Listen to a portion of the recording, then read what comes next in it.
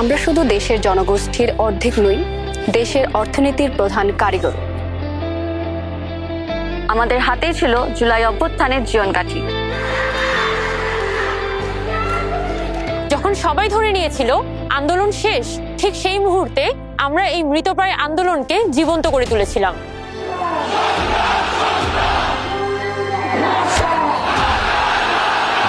আমরা হাটে, মাঠে, বাটে, আমরা চিকিৎসায়, আমরা দেশের লড়াইয়ে কাঁধে কাঁধ মিলিয়ে সামনে দাঁড়াই।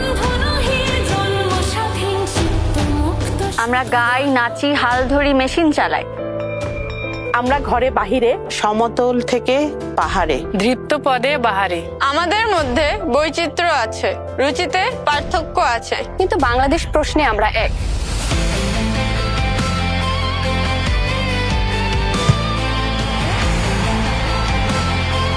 আমরা এক হয়ে ঠিক করব কেমন বাংলাদেশ চাই। এবারের ভোট কিন্তু দুটো, একটা হলো পার্লামেন্টে কারা যাবে সেটা নির্ধারণের, দ্বিতীয়টা অর্থাৎ গণভোট হলো ভবিষ্যতের বাংলাদেশ কেমন চাই সেটা নির্ধারণে।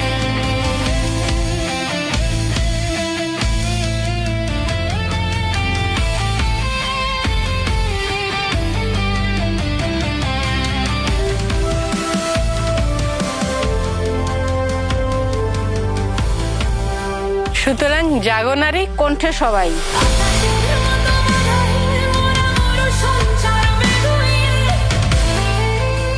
দেশের চাবি আমাদের হাতে, দেশের চাবি আমাদের হাতে, দেশের চাবি আমাদের হাতে, দেশের চাবি আমাদের হাতেই।